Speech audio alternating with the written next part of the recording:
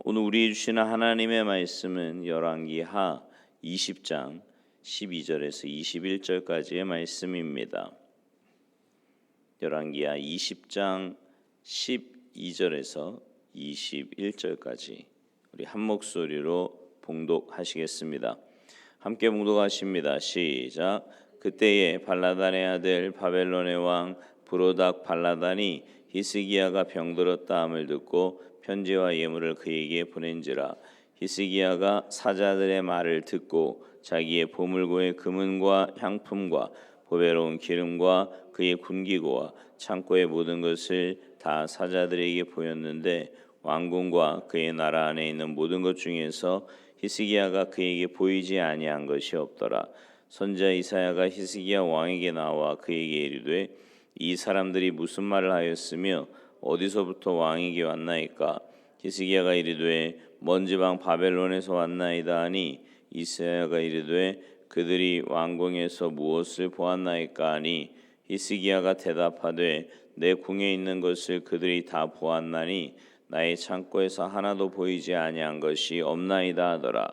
이사야가 히스기야에게 이르되 여호와의 말씀을 들으소서.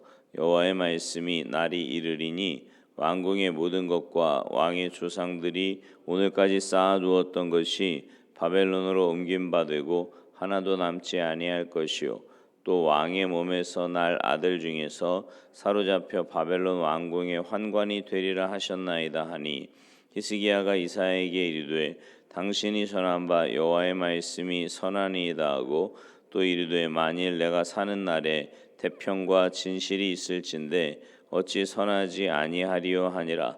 히스기야의 남은 사적과 그의 모든 업적과 저수지와 수도를 만들어 물을 성 안으로 끌어들인 일은 유다 왕 역대 지략에 기록되지 아니하였느냐.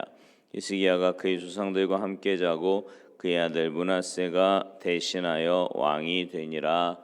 아멘. 할렐루야.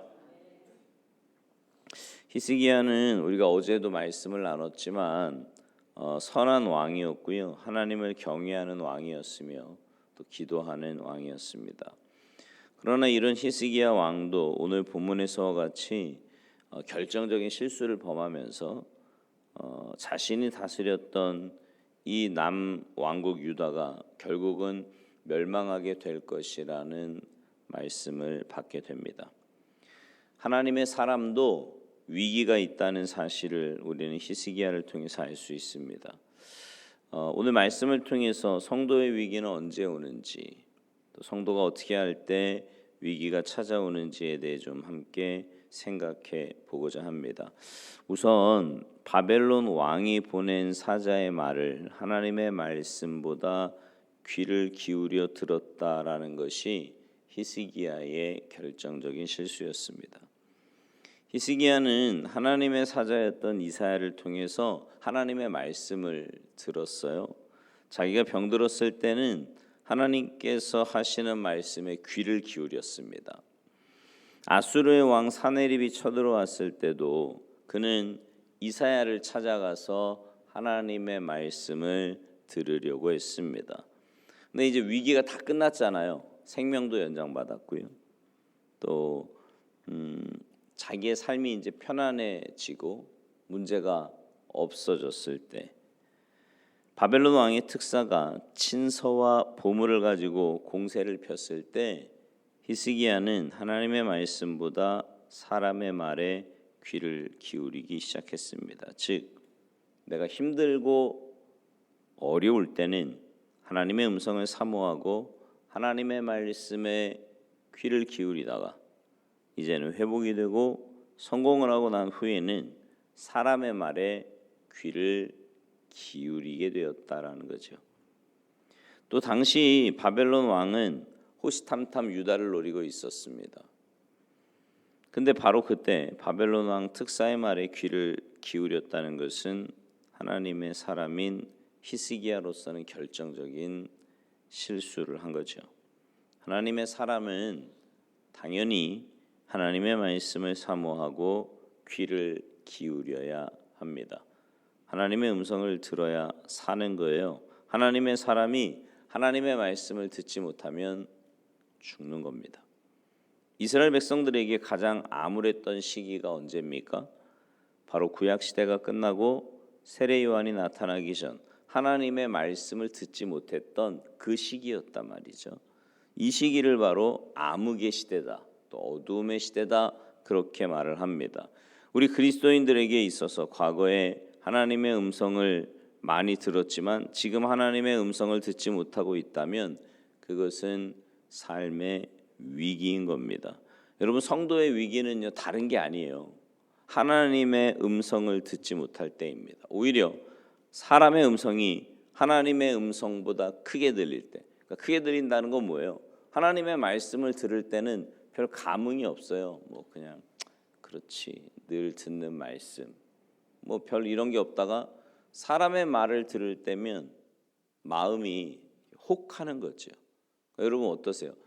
하나님의 말씀을 들을 때 여러분의 마음이 이렇게 집중이 되십니까? 아니면 사람의 말을 들을 때 여러분의 마음이 집중이 되십니까? 이거 잘 분별해 보셔야 돼요. 굉장히 중요한 문제입니다. 그러니까 왜 여러분 그거 아시죠? 사람이요, 마음속에 무엇이 관심사고 내 삶에 무엇에 무게감을 두느냐, 어떤 것에 중요성을 두느냐에 따라서 들리는 게 달라요. 네. 내가 영적인 삶을 살고 하나님의 자녀로서 살고 이 땅에 살지만 하늘의 시민권을 가진 자답게 사는 사람은 영적인 일, 하나님의 말씀 이런 것들에 이렇게 마음이 갑니다. 우선순위가 거기에 가 있으니까요. 근데 반면에 그냥 눈에 보이는 세상의 것들이 내 마음을 더 차지하고 있어요. 그러면 어때요? 세상의 소리, 사람의 소리에 귀가 더 기울여지고 마음이 더 가게 되는 거죠. 근데 성도의 위기는 그때부터 오는 겁니다. 세상의 소리에 귀를 기울일 때. 여러분 매일매일의 신앙생활은 영적인 삶이잖아요. 근데 여러분 육신도 어떠세요? 잘 먹어야 건강하죠. 영적으로도 마찬가지예요. 듣는다고 다 내 양식 되는 거 아니잖아요. 그죠? 그 들은 말씀을 내게 주신 말씀으로, 레마의 말씀으로 품고 그 말씀 붙잡고 믿음으로 순종하며 살아갈 때 그게 내 양식이 되는 거거든요. 근데 하나님의 말씀이 하나님의 말씀으로 안 들리면 어때요?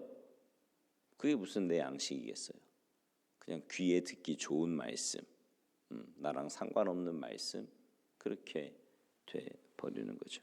여러분 어떠세요? 내 신앙의 삶이 하나님의 음성을 사모하며 사십니까? 하나님의 음성이 우리에게 분명하게 들려져야 할 줄로 믿습니다.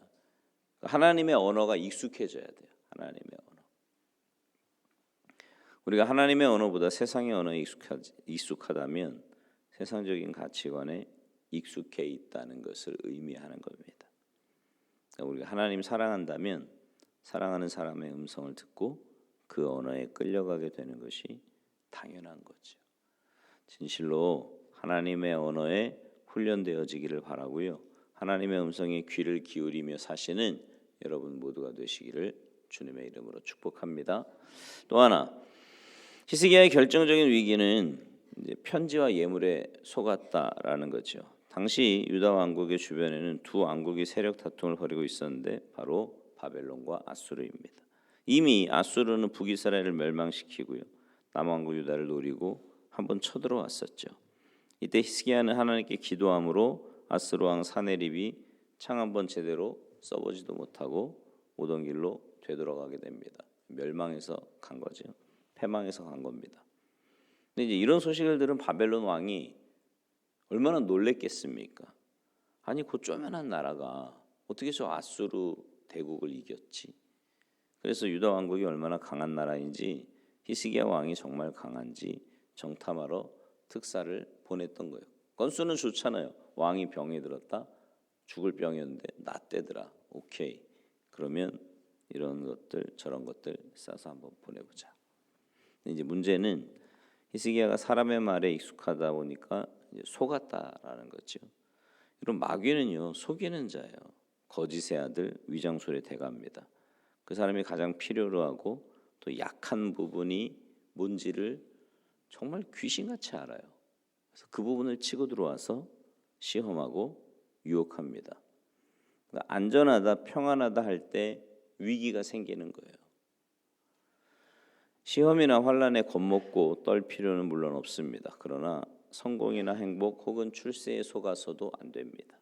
사실은 신앙생활 이렇게 좀 여러분처럼 이렇게 늘 새벽에 나오시고 조금 오래 하신 분들은 고난보다는 이쪽이 더 어려울 수도 있어요. 네. 하나님이 내게 이런 복을 주셨네. 이러면 하나님께 더 가까이 나아가서 믿음으로 반응하고 믿음으로 살아야 되는데 내가 뭔가를 이룬 것 같은 거죠. 그러니까 목에 힘이 들어가기 시작하고 엉뚱한 짓을 하는 겁니다. 마귀는 항상 우리를 속이고 있어요. 결국 하나님의 말씀에 민감하지 못하고 세상적인 보물과 편지에 속아버린 히스기야 왕은 보여주어서는 안 될 것을 보여줍니다. 13절에 보니까 다 보여줬대요. 다. 이런 어리석은 사람이 있습니까? 적군한테 나라의 모든 것을. 그걸 또 이사야 앞에서 또 떠들어요. 뭐 보여줬냐 했더니 이게 순진한 건지 멍청한 건지 다 보여줬습니다. 막 이러고 얘기하지 않습니까? 여기서 보여주었다는 것 자체가 잘못이 아니라 하나님의 은혜로 구원받고 살아난 히스기야가 바벨론 특사에게 뭘 자랑해야 맞나요? 그죠? 하나님이 내 죽을 병 이렇게 고쳐주셨습니다. 뭐 보여주고 자시고 할 것도 없어요. 그냥 하나님 얘기하면 끝나는 거 아닙니까? 하나님이 이렇게 고쳐주셨다고. 나 하나님의 은혜로 사는 사람이라고. 이러면 못 쳐들어왔겠죠. 아, 저기는 하나님이 지켜주는 나라인가 보다. 그 하나님이 참 대단하신 분인가 보다. 죽을 사람도 살리시는 거 보니까. 뭐 이러지 않았겠습니까? 근데 하나님에 대한 말이 오늘 본문에 나옵니까? 한마디도 안 나와요. 죽을 병에 걸리니까 벽을 향해서 막 기도하고 살려달라고 그러고 이랬던 사람이 자기의 부, 권력 이것만 자랑해요. 군기고 창고 다 보여줍니다. 우리도 그렇죠. 보여주어야 할 게 있고 보여주지 말아야 할 게 있는데 이건 가정도 마찬가지고 교회도 마찬가지입니다. 우리는요. 뭘 보여주는 사람들이냐면 예수님 보여주는 사람들이에요. 여러분의 삶으로 여러분이 뭘 했든 뭘 이루었던 어떤 상황에 있던 여러분이 보여주어야 할 것은 오직 예수님 한 분입니다. 하나님께 영광을 돌리기보다 나 자신을 자랑하는 것 영적인 위기입니다. 큰 위기예요. 여러분 우리가 하나님 잘 믿을수록 이렇게 겸손하게 되잖아요. 그죠? 왜냐면 알죠. 뭘요? 다 하나님의 은혜라는 걸. 네. 근데 이게요. 평상시에는 이렇게 잘 아는데 지금 아멘 하시고 뭐 그럼요 다. 뭔가 조건이 이렇게 딱 좋아졌을 때 내가 뭔가를 굉장한 걸 이루었을 때 그때 하나님을 생각하느냐 아니면 그때 내 목이 뻣뻣해지느냐가 그 사람의 영적인 수준입니다. 여러분 늘 하나님 앞에서 겸손하게 모든 것이 하나님의 은혜임을 깨닫고 아까도 말씀드렸듯이 풍요로울 때가 더 위기예요. 잘 됐다 싶을 때가 더 위기입니다. 네. 오히려 그럴 때일수록 겸손하게 하나님의 은혜에 감사하고 또 하나님의 이름을 높이고 그러니까 여러분 안에는 늘 성령님 모시고 사시잖아요. 그죠? 성령님 모시고 사시니까 여러분에게는 뭐가 나와야지 정상이냐면 누가 뭘 물어보든 아니면 고난이 오든 풍요가 오든 어떤 상황이 되든 여러분 안에서는 예수님이 자꾸 나와야 돼요. 바울의 고백처럼 자랑도 예수님이고. 네. 그러니까 결국 말하는 거 이런 분들이 있거든요. 결국 말하는 거 들어보면 자기야. 이건 아니라는 거죠. 근데 어떤 분은 이렇게 말하는 걸 잘 들어보면 결국 주님을 사랑하고 또 그 마음에 하나님을 향한 그 사모함이 있고 이게 영적인 사람 아니겠습니까? 바라기는 오늘 본문에 나오는 히스기야처럼 이런 엉뚱한 짓 하지 않고 정말 믿음으로 또 겸손하게 주님만 자랑하는 여러분 모두가 되셔서 매일매일의 삶이 그 하나님의 놀라운 은혜 가운데 하늘의 신령한 복을 맛보며 또 그런 자에게 예비하신 이 땅의 기름진 복도 함께 누리며 살아가는 복된 인생들 다 되시기를 주님의 이름으로 축원합니다. 기도하시겠습니다. 하나님, 육신을 가진 우리들은 뭔가 일이 좀 잘 됐다 싶으면 왜 이렇게 내가 자꾸 나오려고 하는지 모르겠습니다. 전적인 주님의 은혜고 주님의 역사하심인데도 마치 내가 무엇을 잘한 것처럼 그렇게 교만하여 어느새 나를 드러내고 나를 자랑하며 또 내가 가진 세상의 조건들을 가지고 다른 사람들에게 그것들을 보여주고 싶어 할 때가 참 많이 있음을 주님 앞에 고백합니다. 하나님, 저희들에게 올바른 믿음을 허락하여 주셔서 어떤 상황에서도 내가 아니라 주님만 드러나고 하나님의 그 영광을 위해 또 주님의 몸된 교회를 위해 헌신하며 살아가는 우리 모두의 삶이 되도록 주님 도와 주시옵소서. 그래서 주님 앞에 서는 그날 잘했다 칭찬받는 우리 모두의 삶이 되도록 은혜 내리어 주시옵소서. 오늘 한날의 삶도 주님과 동행하며 주님만 드러내며 살아가는 복된 한날의 삶이 되기를 간절히 바라옵고나오며 예수님의 이름으로 축복하며 기도하옵나이다. 아멘.